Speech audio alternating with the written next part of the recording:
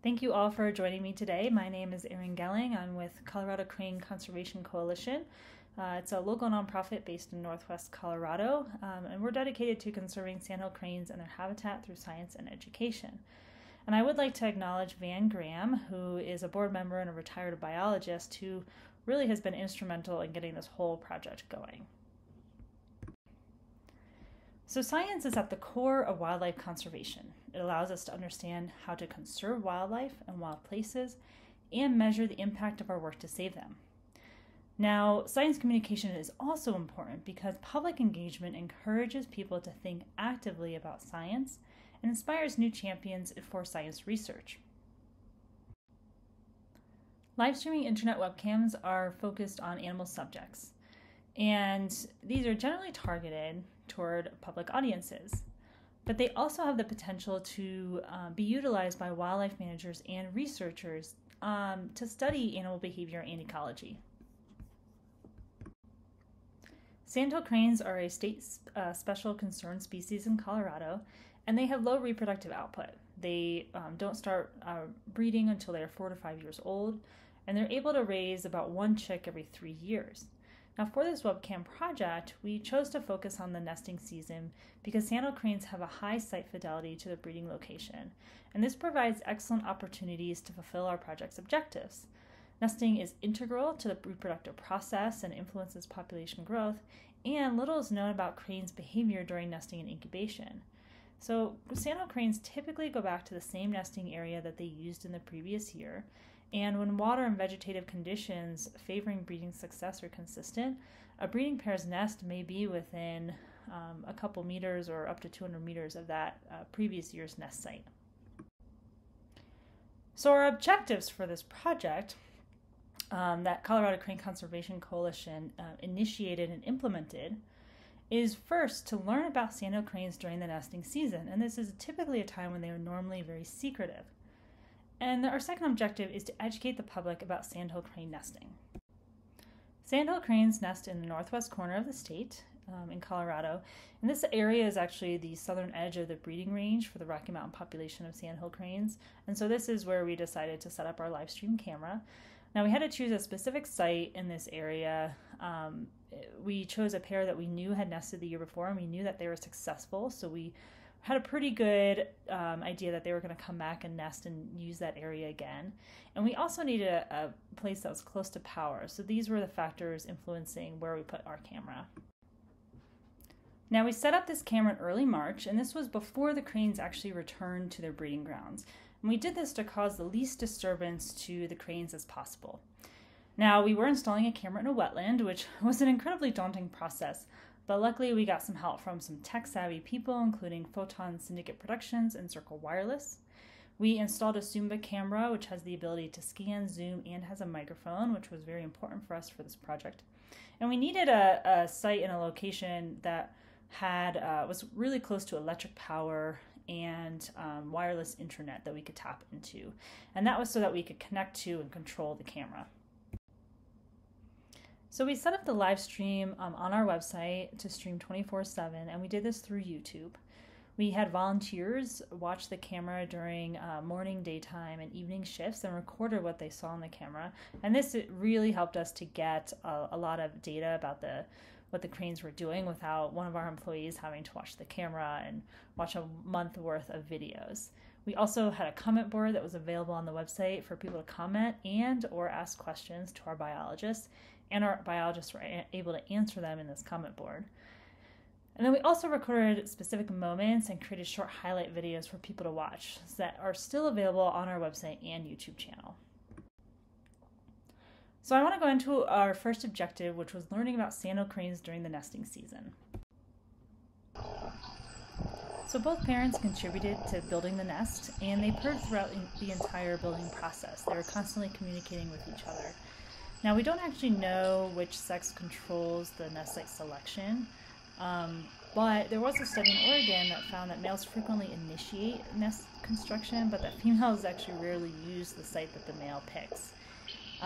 But you can see that they're both helping to build the nest, and this nest was actually about 30 meters away from the nest from the previous year.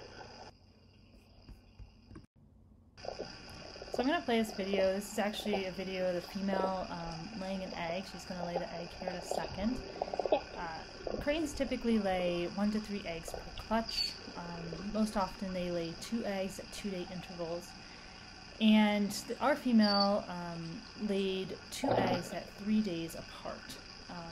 She took about 2 minutes and 15 seconds to lay this egg. And I'm not going to show you the entire video of her laying the egg because it's 2 minutes long, but you can see how she squats down to lay the egg, and that the male is present at the nest the entire time that the female is laying the egg here. Now the female started incubating after the first egg was laid, and cranes do this. They actually have asynchronous hatching because they start incubating after the first egg is laid. But they share incubation duties throughout the day, and I'm going to kind of talk about that in a second. But only the female incubates at night. So some of the data that we're able to get with this camera is the changing of the guards, or how often the parents switch places on the nest. Now on this graph, you can see the female is kind of the pink and the male is the aqua color, and that's the parent that is returning to the nest to start incubating.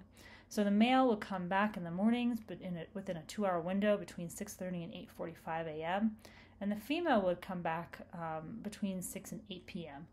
But during the day, it was a little more erratic. Sometimes they switched off in the morning and in the afternoon, but most often, especially later on in incubation, the female would actually leave the nest in the morning and be gone all day or all morning and not come back again until the afternoon, and then they would switch off more quickly. So these are the kinds of data that we can get from this nest camera. So we know from the literature that females perform about 70% of the total incubation duties during nesting. And our couple, who we named Rocky and Athena, they actually were pretty close to that. So Athena, the female, incubated for about 64% of the day, and Rocky incubated for about 34% of the day. And the longest time that they actually spent on the nest was the female, and she spent 18 hours on the nest one day, which is a super long time. But this is the kind of data that we were able to get through this nest camera. Now I'm going to play this video for you. Throughout incubation, both of the parents added to the nest, they tweaked the nest, they were constantly constructing the nest even during incubation, even up until the eggs hatched. And so there's just constant nest maintenance here. Now I want to talk about predators because this was a pretty exciting part of the camera. Was able to watch these predators come to the nest and to be able to see what the cranes do to defend their nest. Now the female was incubating all but one time when the predators came to the nest. Remember, she's the one incubating at night, and most of the predation attempts happened at night or very early in the morning. And you can see all the attempts that we were able to record with the camera, and this doesn't even include any ones that might have happened when the camera was turned off due to technical difficulties. Most often we had raccoons come to the camera, but we also had a few mink. I'm going to play this video of a predation attempt by a raccoon, which is pretty exciting.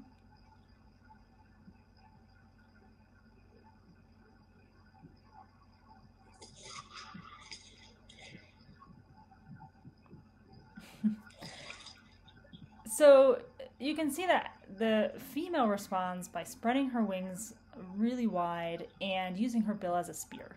And she does this with every predation attempt. Now, what's interesting to note, though, is that the female, Athena, never vocalizes during these attacks. She never calls for the male, who is roosting, nearby. We are not entirely sure where, but he roosts nearby. So she is defending this nest on her own. So this is a predation attempt by a mink, and you can see that the mink came over on the left. The female stands up, she can hear it, but she doesn't actually understand where the mink is. She can't sense it, even though it's in her nest and it's kind of touching her tail feathers, and touching her legs and even touching her vent area. She can't quite figure out where the mink is, and this was really remarkable for us to look at and see that she doesn't understand where the mink is, even as the mink is prodding around in her nest. So I'm going to fast forward in this video. This is kind of the end of the encounter. She finally realizes where the mink is, and she's finally able to again use her bill as a spear and deter that mink away. But it did take several minutes for her to figure out where that mink was.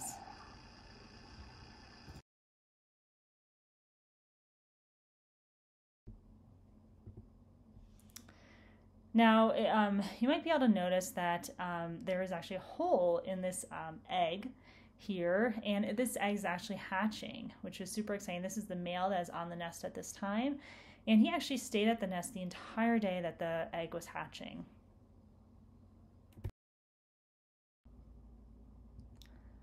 So this is actually after the chick has already hatched. It's only a few hours old, but it's already dried off, and the male is still at the nest, but the female is coming back to kind of take over duties for the night.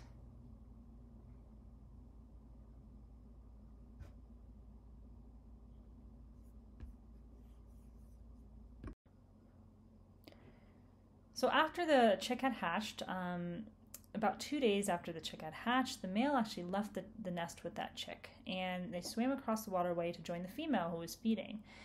The male did return to the nest because that second egg hadn't hatched yet, and he continued to try to incubate and defend the nest for another day.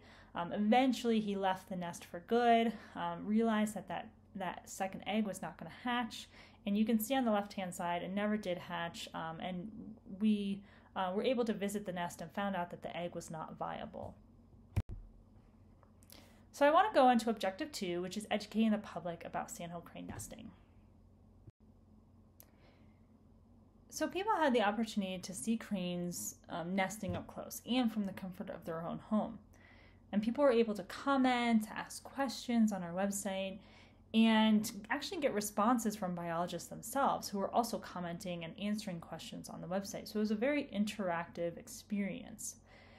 We observed 27 birds and 5 mammals and 1 amphibian on the camera, and so we can get an idea of crane nesting habitat, and people can kind of learn about that firsthand.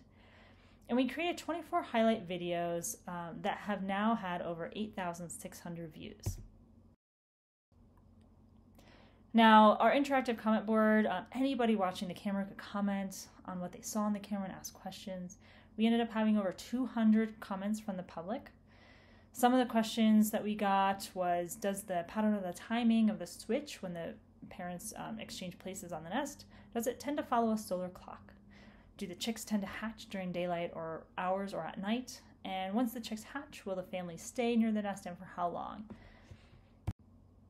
So what did people actually think about this camera?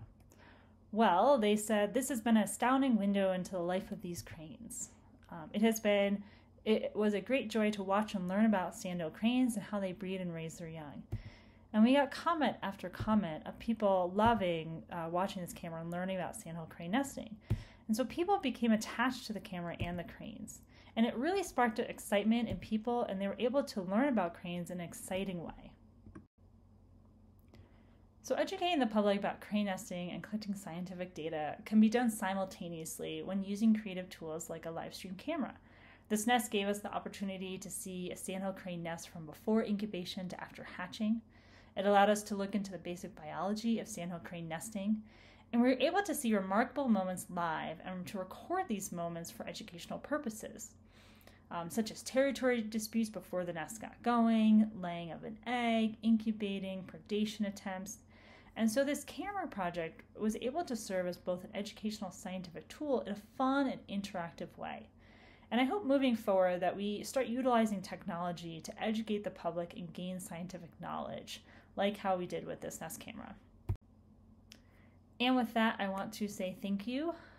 My contact information is at the top of this slide if you want to contact me or go to our website and see some of the videos from this camera. Thanks to Zirca Wireless, Photon Syndicate Productions, grants from Yampa Valley Community Foundation and WILD Thanks to generous donors who are helping us to improve this camera for this year, to people on our Conservation Research Committee, and to everybody who volunteered to help monitor the camera, where we were able to get all of this information. And if you have any questions, I'd be happy to answer any, or you can always shoot me an email as well. Thanks.